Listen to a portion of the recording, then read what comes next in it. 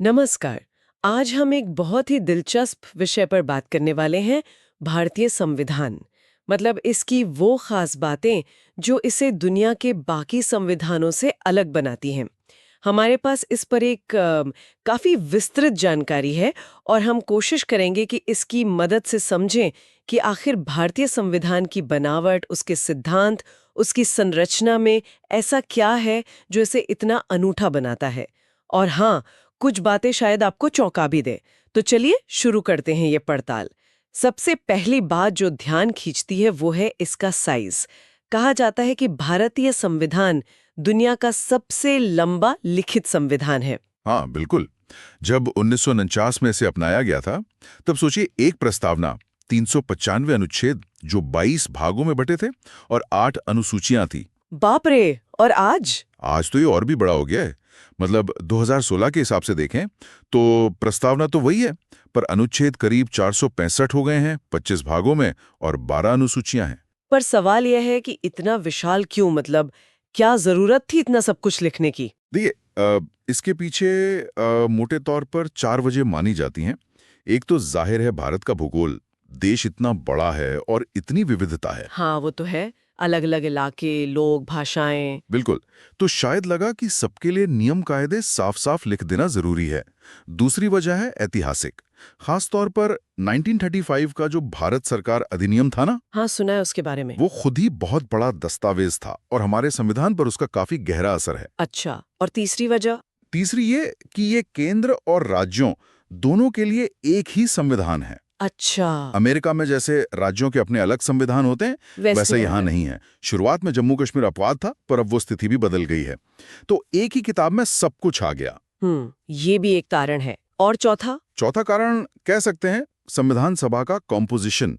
उसमें कानून के जानकार मतलब वकील बहुत ज्यादा थे। अच्छा, तो उनका झुकाव डिटेलिंग की तरफ रहा होगा। हाँ, लगता तो यही है। शायद वो हर छोटी बड़ी बात को कानूनी तौर पर पक्का कर देना चाहते थे।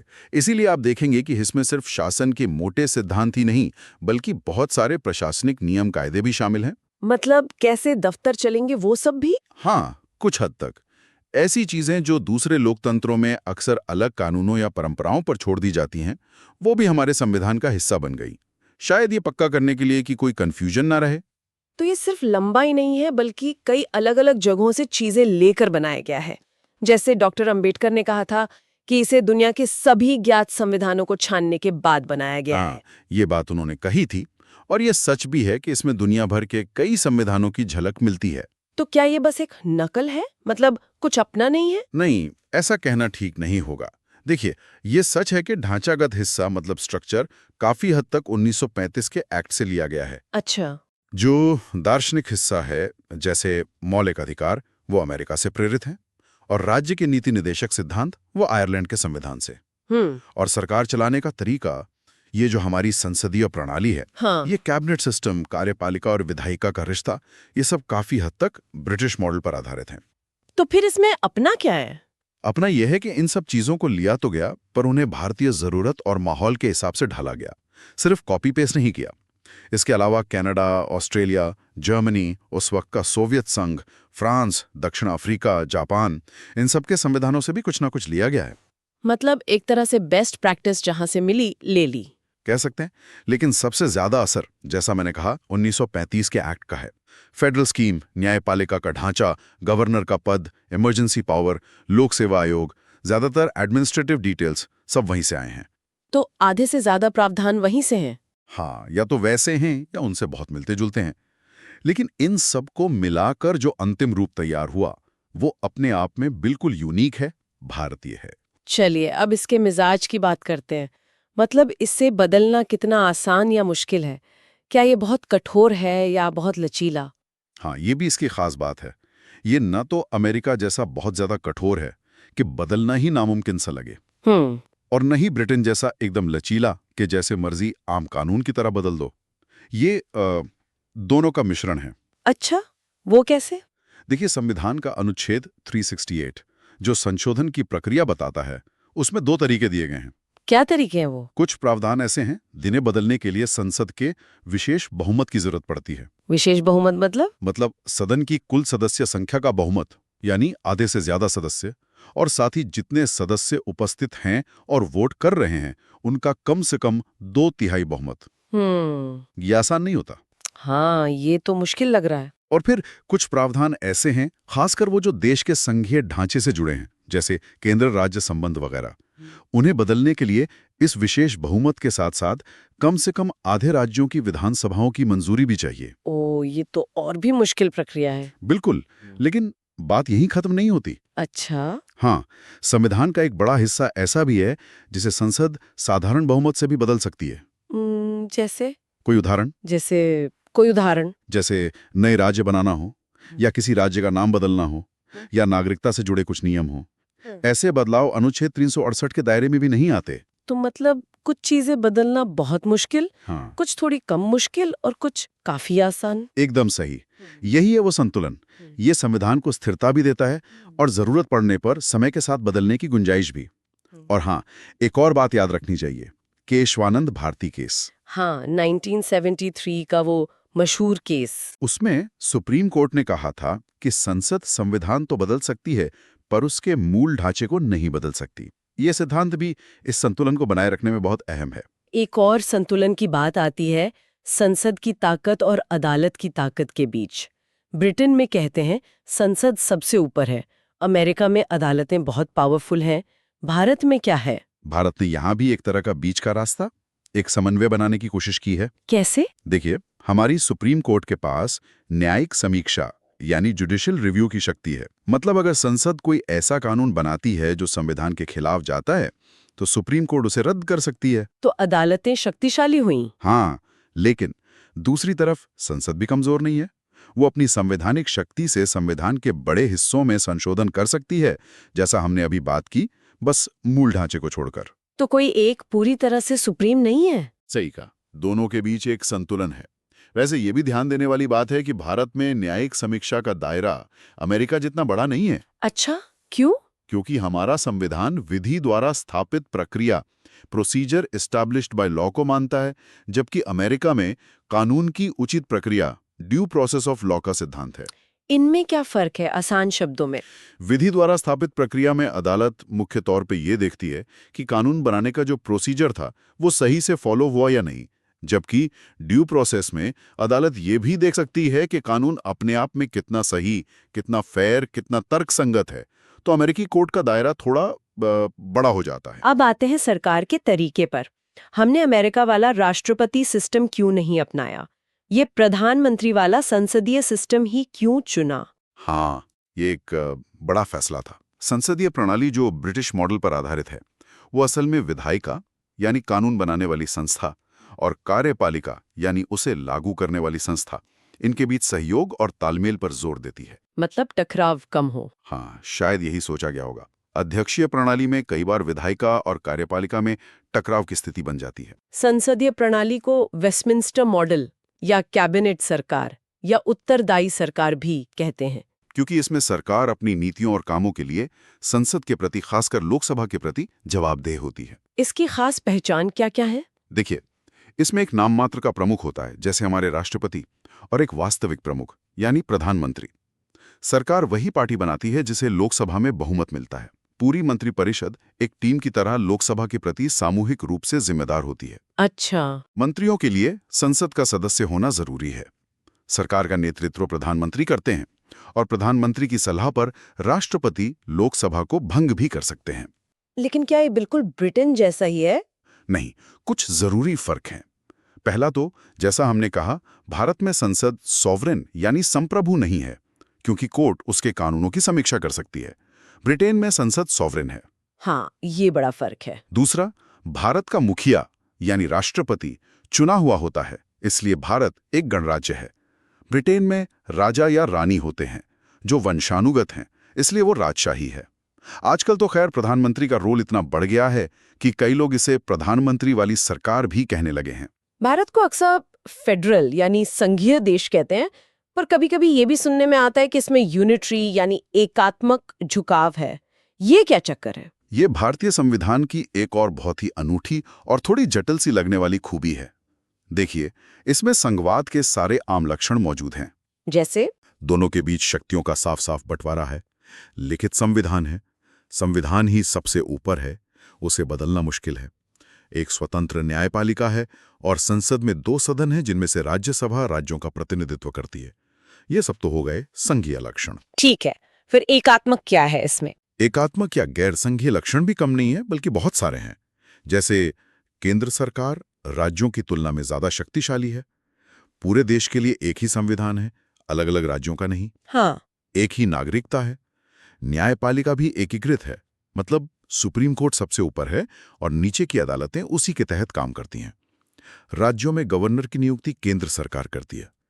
अखिल भारतीय सेवाएं हैं, जैसे IAS, IPS, जो काम तो राज्यों में करते हैं पर कंट्रोल केंद्र का रहता है। और आपातकाल वाले प्रावधान? हाँ, वो तो सबसे बड़ा उदाहरण है।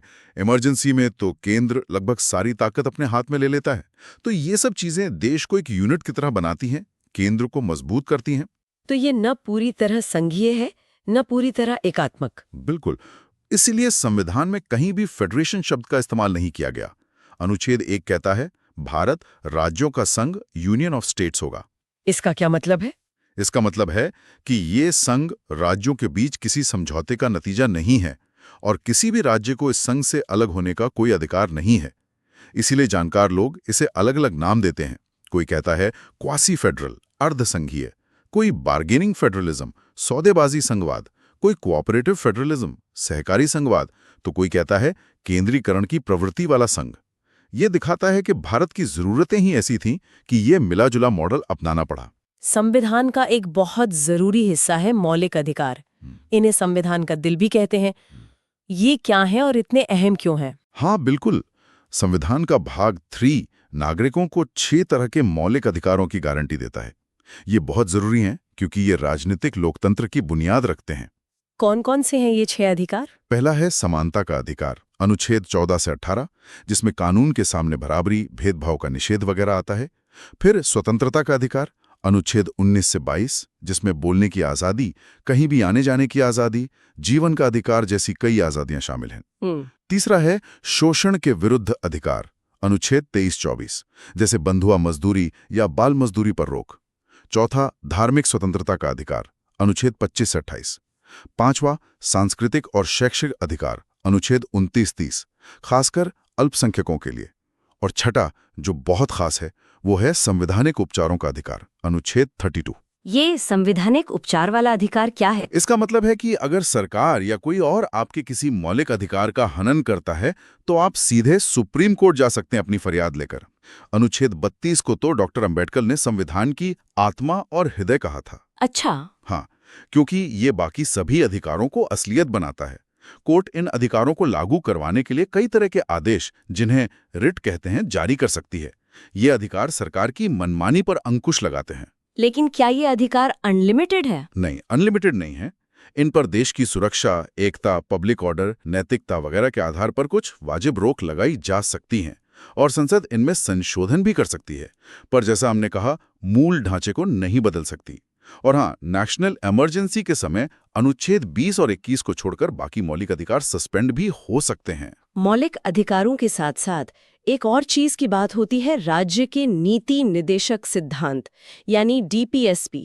ये क्या है और अधिकारों से कैसे अलग है? मैं कहा था, इनका मकसद है देश में सामाजिक और आर्थिक लोकतंत्र लाना और भारत को एक कल्याणकारी राज्य यानी वेलफेयर स्टेट बनाना। कल्याणकारी राज्य मतलब ऐसा राज्य जो अपने नागरिकों की भलाई, उनके सामाजिक और आर्थिक उत्थान के लिए काम करे। इन सिद्धांतों को हम मोटे तौर पर 3 हिस्सों में बांट सकते हैं। कुछ समाजवादी सोच वाले हैं, कुछ गांधीवादी विचारों पर आधारित हैं और कुछ उदारवादी बौद्धिक किस्म के हैं। तो क्या ये भी मौलिक अधिकारों की तरह गारंटी है? नहीं, यहीं पर सबसे बड़ा फर्क है। मौलिक अधिकार न्यायोचित हैं, मतलब अगर वो आपको नहीं मिलते तो आप कोर्ट जा सकते हैं। हाँ। लेकिन नीति निर्देशक सिद्धांत गैर न्यायोचित हैं। इन्हें लागू करवाने के लिए आप कोर्ट नहीं जा सकते। तो फिर इनका क्या मतलब रह गया, अगर कोर्ट लागू ही नहीं करवा सकती? देखिए, मतलब है, संविधान खुद कहता है कि ये सिद्धांत देश चलाने के लिए फंडामेंटल यानी मूलभूत हैं और कानून बनाते समय सरकार का ये कर्तव्य होगा कि इन सिद्धांतों को लागू करे। तो ये सरकार के लिए एक तरह के निर्देश हैं, एक गाइडलाइन है। नैतिक निर्देश कह सकते हैं। हाँ, नैतिक निर्देश या लक्ष्य। इनके पीछे असली ताकत कानून की नहीं, बल्कि जनता की राय यानी जनमत की होती है। सरकारें इन्हें नजरअंदाज नहीं कर सकती, क्योंकि चुनाव में जवाब देना पड़ता है। और सुप्रीम कोर्ट ने भी मिनर्वा मिल्स केस 1980 में कहा था कि भारतीय संविधान मौलिक अधिकारों और निदेशक सिद्धांतों के बीच संतुलन पर टिका है। ये बैलेंस बहुत जरूरी है। अच्छा, तो अधिकार हो गए, निर्देश हो गए, फिर नागरिकों के कुछ कर्तव्यों की भी बात आती है, मौलिक कर्तव्य। ये क्या बाद में जोड़े गए? हाँ बिल्कुल। जब संविधान बना था तब मौलिक कर्तव्य उसमें नहीं थे।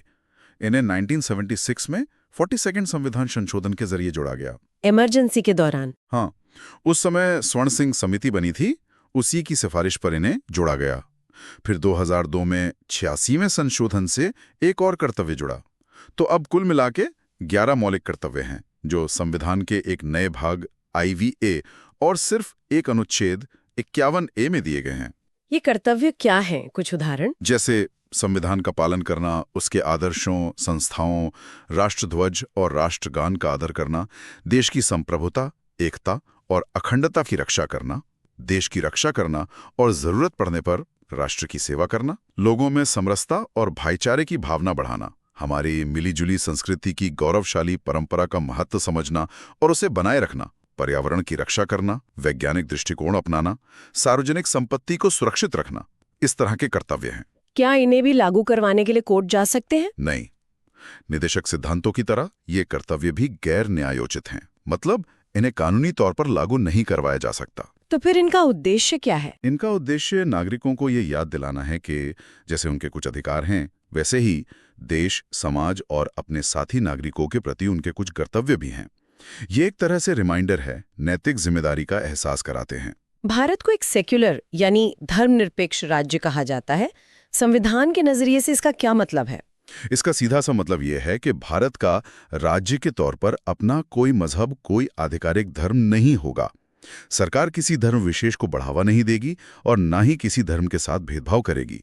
सभी धर्मों को बराबर मानेगी। ये धर्मनिरपेक्ष शब्द तो बाद में जोड़ा गया था ना प्रस्तावना में? हाँ, शब्द 1976 में 42वां संशोधन से जोड़ा गया। लेकिन धर्मनिरपेक्षता की जो भावना है वो संविधान में शुरू से ही मौजूद थी।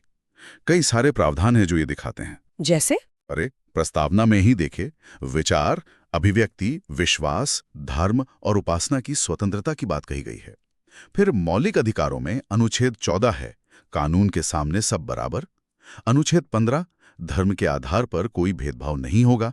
अनुच्छेद 16, सरकारी नौकरियों में सबको बराबर मौका।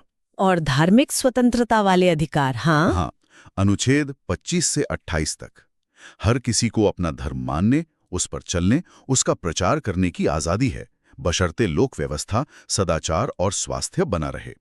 अपने धार्मिक मामलों का प्रबंधन करने की आजादी है। किसी खास धर्म को बढ़ावा देने के लिए टैक्स देने को मजबूर नहीं किया जाएगा। सरकारी शिक्षण संस्थानों में कोई धार्मिक शिक्षा नहीं दी जाएगी।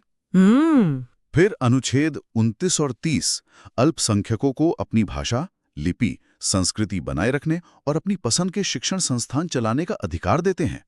और नीति निर्देशक सिद्धांतों में अनुच्छेद 44 कहता है कि राज्य सभी नागरिकों के लिए एक समान नागरिक संहिता, यूनिफॉर्म सिविल कोड लाने का प्रयास करेगा।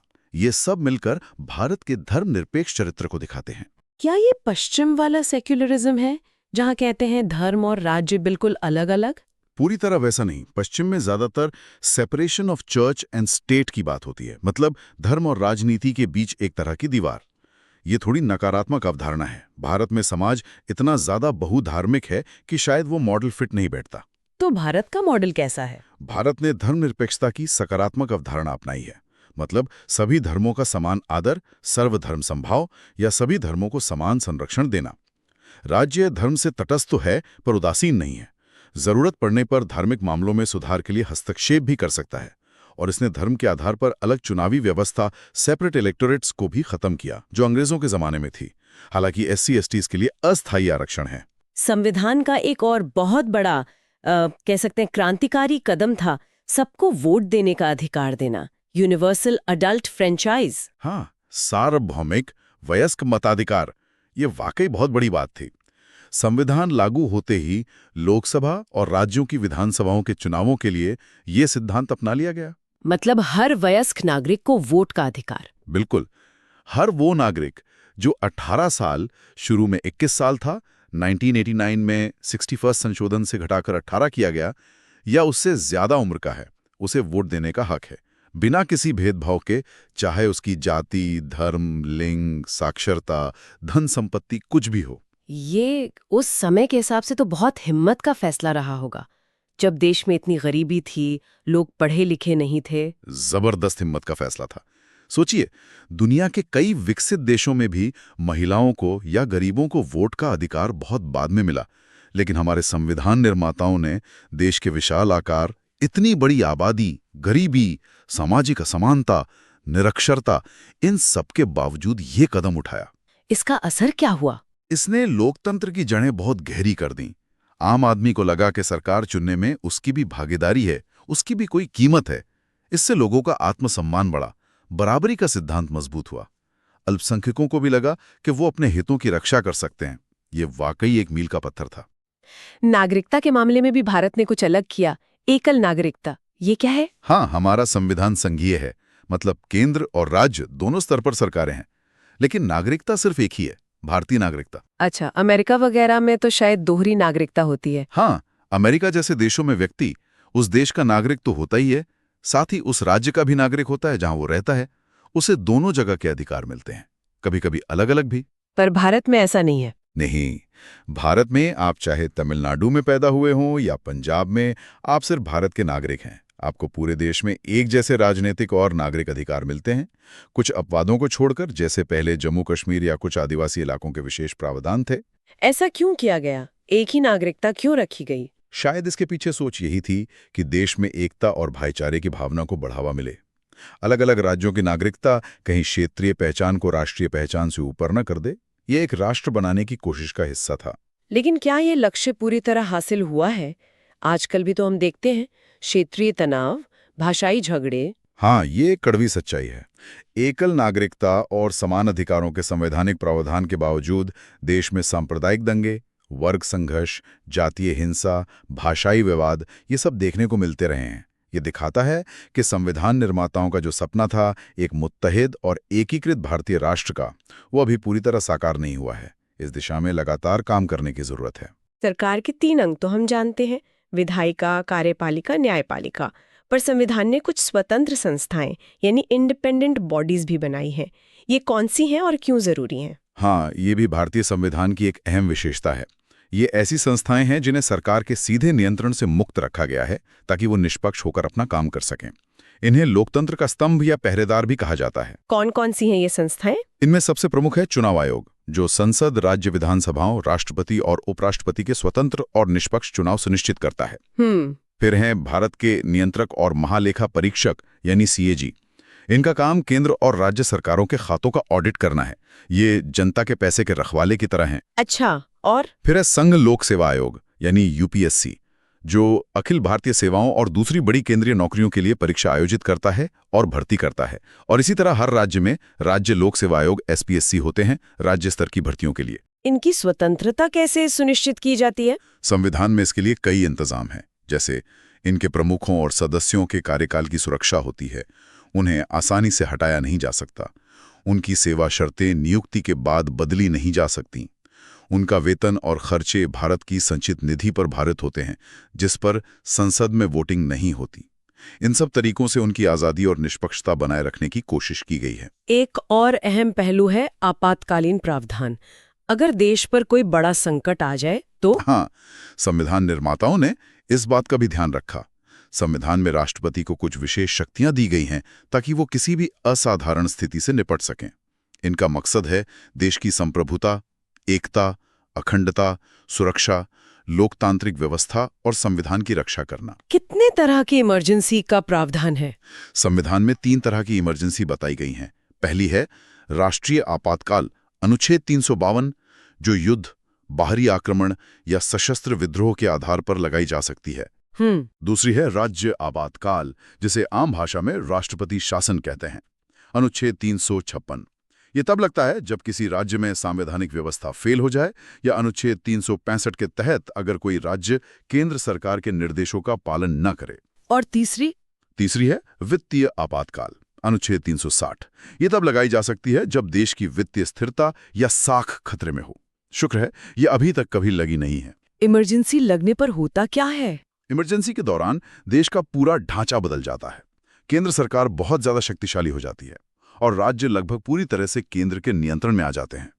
संघीय ढांचा एक तरह से एकात्मिक ढांचे में बदल जाता है, और वो भी बिना किसी संविधान संशोधन के। ये तो बहुत बड़ा बदलाव है। हाँ, सामान्य समय में संघीय व्यवस्था का आपातकाल में एकात्मक बन जाना, ये भारतीय संविधान की एक और बहुत ही अनूठी विशेषता है। और आखिर में एक और चीज जो मूल संविधान में नहीं थी पर बाद में जोड़ी गई, सरकार का तीसरा स्तर। हाँ, ये भी बहुत महत्वपूर्ण है। शुरू में बाकी संघीय संविधानों की तरह भारत में भी 2 ही स्तर थे, केंद्र और राज्य। लेकिन 1992 में 2 बड़े संशोधन हुए, 73वां और 74वां। पंचायती राज और नगर पालिका वाले। बिल्कुल। इन संशोधनों ने सरकार का तीसरा स्तर यानी स्थानीय स्वशासन को संवैधानिक दर्जा दे दिया। 73वें संशोधन ने पंचायतों, ग्रामीण स्थानीय सरकार को मान्यता दी, जिसके लिए संविधान में एक नया भाग IX और एक नई 11वीं अनुसूची जोड़ी गई। और 74वें ने? 74वें संशोधन ने नगर पालिकाओं, शहरी स्थानीय सरकार को संवैधानिक मान्यता दी, जिसके लिए नया भाग IXA और 12वीं अनुसूची जोड़ी गई। ये दुनिया के शायद ही किसी और संविधान में आपको मिलेगा। इसका मकसद क्या था? मकसद था लोकतंत्र को जमीनी स्तर तक ले जाना, सत्ता का विकेंद्रीकरण करना और आम लोगों की शासन में भागीदारी बढ़ाना। ये स्थानीय स्वशासन को मजबूत करने की दिशा में एक बहुत बड़ा कदम था। तो कुल मिलाकर देखें तो भारतीय संविधान सच में कई मायनों में अनोखा है। दुनिया का सबसे लंबा लिखित संविधान जो कई स्रोतों से प्रेरित है, पर फिर भी अपनी एक अलग पहचान रखता है। हाँ, इसमें कठोरता भी है, लचीलापन भी, संसदीय संप्रभुता और न्यायिक सर्वोच्चता के बीच संतुलन साधने की कोशिश है। संघीय और एकात्मक विशेषताओं का एक अजीब सा पर शायद जरूरी मिश्रण है। बिल्कुल। इसमें नागरिकों के लिए मौलिक अधिकार है, तो राज्य के लिए नीति निर्देशक सिद्धांत भी, और नागरिकों के लिए मौलिक कर्तव्य भी। ये एक धर्मनिरपेक्ष राज्य की स्थापना करता है, सबको वोट का अधिकार देता है, एकल नागरिकता अपनाता है, स्वतंत्र न्यायपालिका और दूसरी स्वतंत्र संस्थाएं इसकी नींव मजबूत करती हैं, और फिर आपातकालीन प्रावधान और त्रिस्तरीय सरकार जैसी विशेषताएं भी हैं। तो इस सब का निचोड़ क्या निकालें? शायद यही कि ये एक बहुत ही जटिल, विस्तृत और जीवंत दस्तावेज है जो भारत जैसे विविध देश की ज़रूरतों को संतुलित करने का प्रयास करता है और समय के साथ लगातार विकसित होता रहा है। आपने बिल्कुल सही कहा, और ये सोचना भी काफी दिलचस्प है कि कैसे हमारे संविधान निर्माताओं ने इतने अलग अलग स्रोतों से प्रेरणा लेकर और इतनी सारी चीज़ों में संतुलन साधते हुए एक ऐसा दस्तावेज तैयार किया, एक ऐसा ढांचा बनाया जिसने इतने बड़े और विविध देश को इतने दशकों तक एक साथ बांधे रखा है। पर हाँ, एक बात और है जो सोचने पर मजबूर करती है। वो है संविधान के जो आदर्श हैं, जैसे धर्मनिरपेक्षता या समानता या एकल नागरिकता, और जो जमीनी हकीकत है उसमें कभी कभी जो एक तनाव, एक फासला दिखाई देता है। वो फासला हमें ये याद दिलाता है कि संविधान सिर्फ एक किताब नहीं है, बल्कि एक निरंतर चलने वाली प्रक्रिया है। इसकी व्याख्या, इसका पालन, इसका विकास, ये सब लगातार चलता रहता है, और शायद यही इसकी असली ताकत है। और इसी विचार के साथ आज की ये गहन चर्चा हम यहीं समाप्त करते हैं। उम्मीद है आपको भारतीय संविधान की इन अनूठी विशेषताओं को समझने में मदद मिली होगी। नमस्कार।